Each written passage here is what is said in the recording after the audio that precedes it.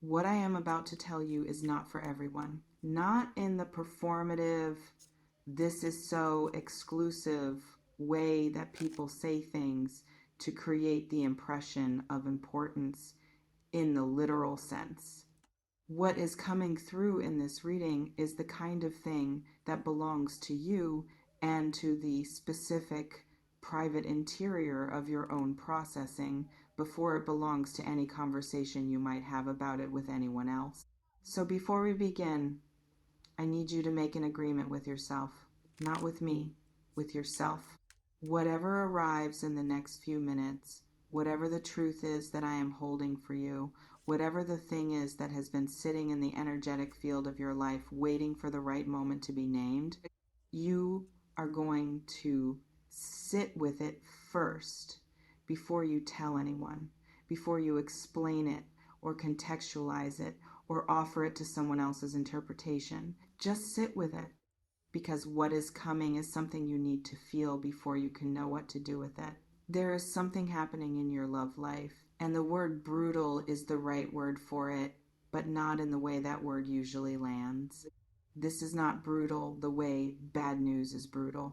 Not the brutal of something collapsing or being ripped away or arriving in a form that leaves destruction behind it. This is the other kind of brutal. The specific, breathtaking, slightly disorienting, brutal of something that is too real and too large and too undeniable to be received with anything less than the full weight of what you actually feel about it. Brutal like a truth that has nowhere to hide anymore. Brutal like love that has finally stopped being polite. Let me tell you what I am seeing. I see a feeling that has outgrown its container.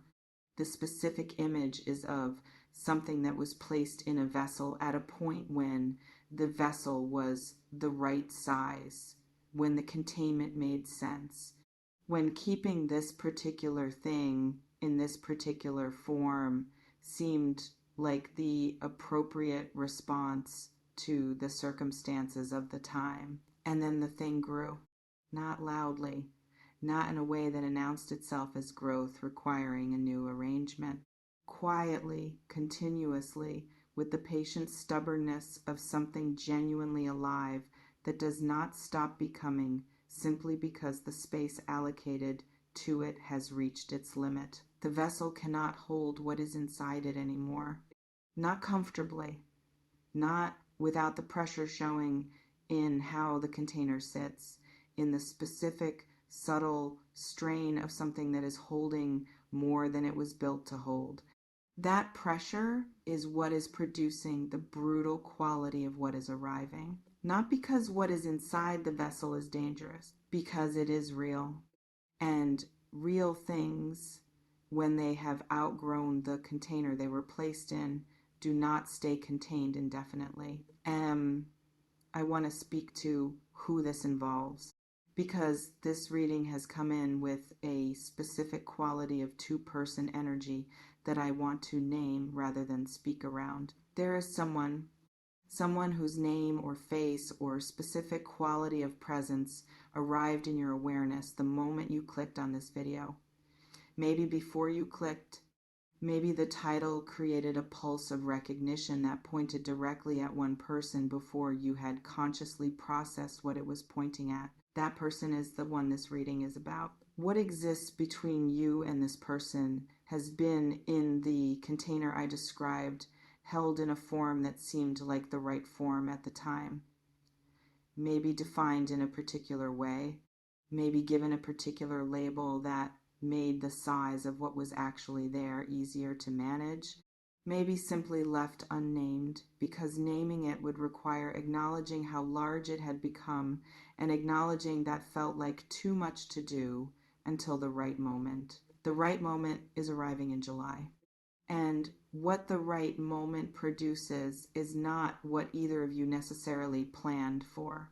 Let me describe the specific quality of what is building between you and this person, because I want to give you the texture of it rather than just the outline. There is a heat to it, not the heat of conflict or the heat of crisis, the heat of something that has been held at a controlled temperature for long enough that the control itself has become the thing requiring the most energy, where what would happen if the control were released has become more present and more insistent than whatever the control was originally protecting against. Both of you feel it. I want to say that specifically because I think part of what makes this brutal is the asymmetry you may have assumed, the sense that perhaps what you feel is larger than what they feel, that perhaps the heat is more present on your side of whatever this is. It is not asymmetrical. What is building in them has the same quality as what is building in you. The same container exceeding, control requiring, quietly relentless pressure of something that has grown beyond what the current arrangement can comfortably hold. They are sitting in the same pressure you are sitting in. They are not unaware.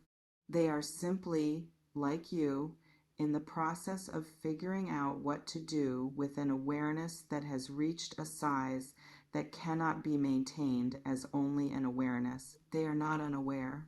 They are simply, like you, in the process of figuring out what to do with an awareness that has reached a size that cannot be maintained as only an awareness.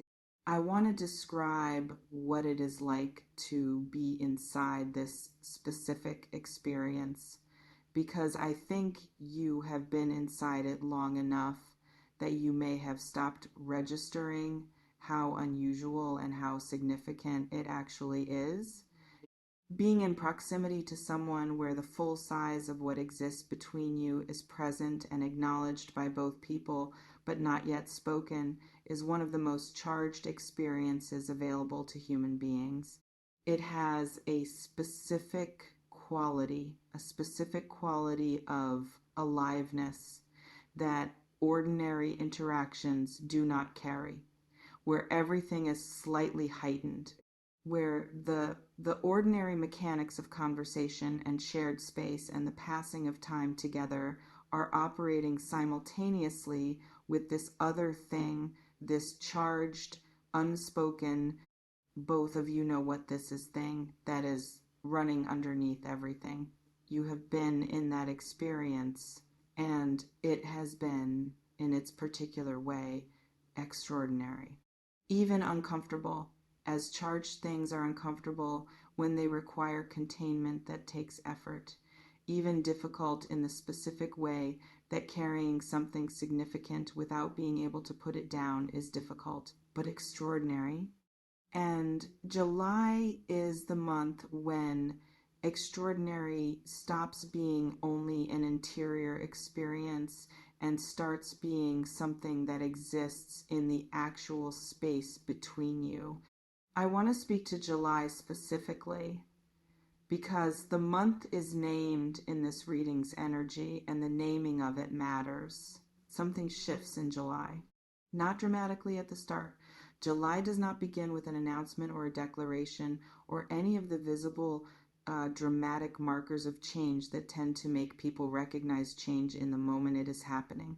July begins the way significant months often begin, with the ordinary texture of ordinary days, with the usual requirements and the usual rhythms and the usual surface of a life that does not appear to be building toward anything in particular. And then, somewhere in the middle of it, something moves. A conversation that starts as something else and becomes something real.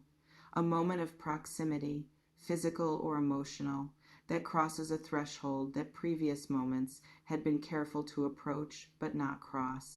A word said or a silence held in a particular way that functions as a key turning in a lock that has been installed for long enough that both of you had almost stopped noticing it was there. Something opens, and once it opens, the version of this connection that has been living in the container I described at the beginning is no longer the only version.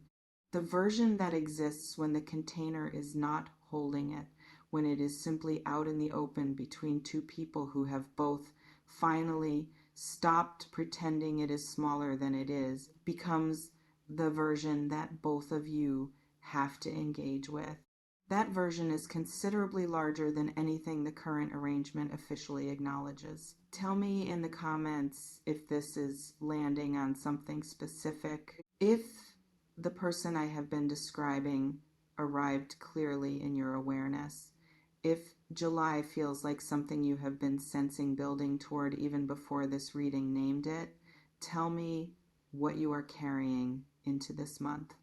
I want to know. I need to speak to the brutal part now. The actual, honest, don't look away part. Because the title promises it and the promise deserves its full delivery. The brutal thing is this. What opens in July is not going to be easy to close. Not because anything goes wrong. Because what opens is real. And real things, once they are acknowledged and witnessed and given the space to exist as fully as they actually are, do not simply retreat back into manageable form when it becomes convenient to manage them again.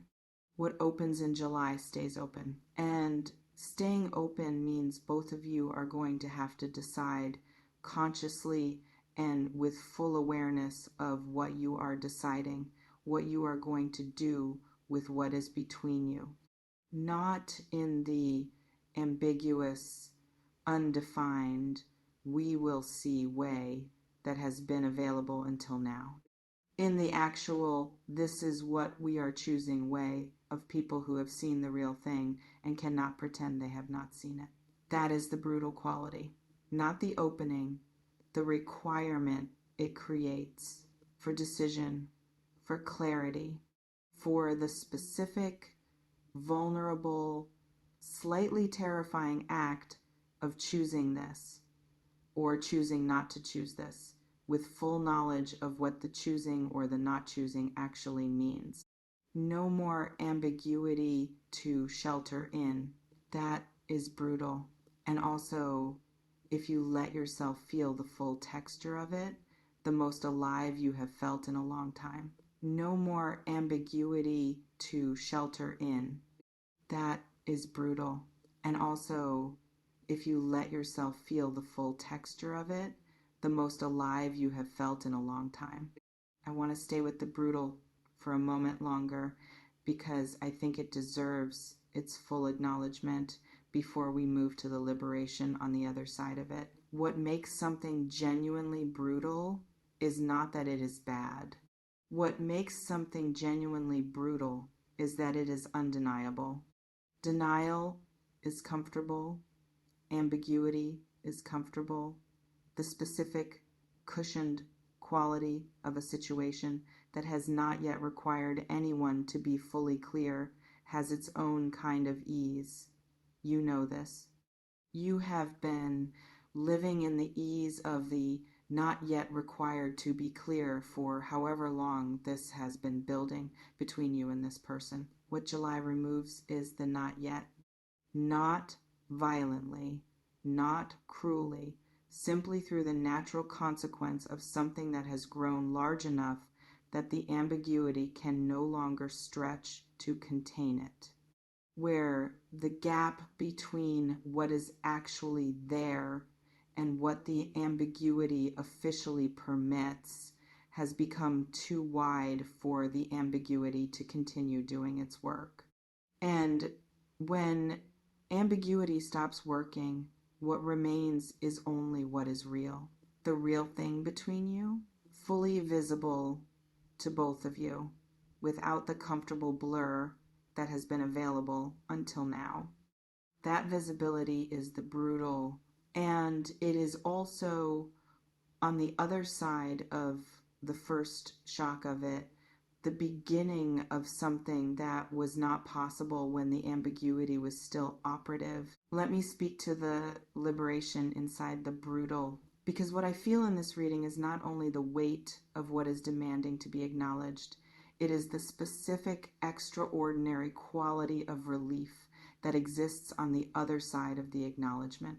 You have been carrying the container, the specific, daily, quietly exhausting work of holding something at a particular size so that it fits within the arrangement as it currently exists, of maintaining the form of things when the substance of things has grown beyond the form, of being in proximity to someone and feeling the full size of what is there and continuing to engage with it in the reduced, officially acceptable version. That carrying has been costing you, not in ways that are visible to anyone else, not even always in ways that are visible to yourself, because the carrying became habitual enough to stop feeling like effort and start feeling like simply how things are. But it has been costing. And July, with what it opens and what it requires, offers you the opportunity to put the container down. Not to solve everything, not to have every question answered or every complexity resolved or every practical implication addressed before you can exhale. Simply to stop performing the management of something that has grown past the point of being manageable. The exhale that follows that stopping is the liberation I am reading. It is as real as the brutal. More real, maybe, because it has been waiting longer. It is as real as the brutal. More real, maybe, because it has been waiting longer. I want to describe what the exhale actually feels like when it finally comes, because I think knowing what to expect will help you receive it fully, rather than being so surprised by it that you cannot be in it properly. It does not feel like relief immediately.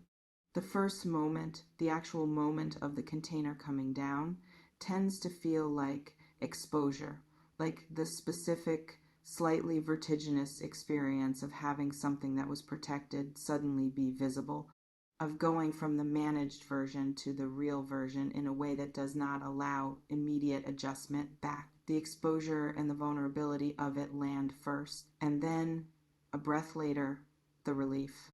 The specific, bone level, arriving from somewhere deep relief of something that has been held at compression finally being allowed to be its actual size, of the effort that the holding required no longer being necessary, of the energy that was going into maintenance being suddenly completely available for something else. That relief is going to feel like the removal of a weight you had stopped noticing as a weight because you had been carrying it so long, it had become simply the baseline of how things felt. The baseline is about to change. I want to speak to what you do with this reading right now, because you are going to feel the impulse to tell someone to take what you have just heard and bring it immediately into a conversation with whoever is closest, whoever you trust, whoever might help you process what is landing. The impulse is understandable. Processing things out loud is how many people come to understand what they feel about them. But this one is not ready for that yet. Not because the people you would tell are untrustworthy or because the conversation would be harmful, because what you have received here, what has just been placed in your awareness, needs to sit in the specific, private, unmediated quality of your own experience before anyone else's interpretation or response or well-meaning advice gets layered on top of it. Other people's interpretations, even generous ones, change the shape of things. And the shape of this, in its raw, just received, still settling form, is something you need to be in contact with directly. Without the mediation, without the conversation that organizes it into something more explicable before you have finished experiencing it as inexplicable. Sit with it, feel what it actually produces in you without the filtering of how it would sound if you described it to someone else. That is where the real information lives. I want to close with something about July as a whole, because this reading is not only about a single moment or a single conversation or a single crossing of a single threshold. July has a quality to it that extends beyond any individual event within it. July is the month where something between you and this person becomes undeniable, not to the world, to both of you. The private, mutual, simultaneously arrived at understanding that what has been in the container cannot stay in the container. That the form of the current arrangement has become too small for what it is supposed to contain. That both of you have arrived through separate and largely unspoken processes of reckoning at the same place. A place where the choice is clear, even if the path forward is not yet fully mapped. And that clarity, even with all its complexity, even with the specific vulnerability and the specific courage it requires, is the gift that July brings. The gift of finally knowing, not wondering, not hoping or fearing or maintaining the careful ambiguity that wondering requires. Knowing this thing between you is real. July makes that undeniable. What you do with the undeniable is the question that July ends with. And it is a question that belongs entirely, completely, without any obligation to anyone else's preferences or anyone else's timeline, to you. Don't say anything to anyone, not yet. Just feel this first.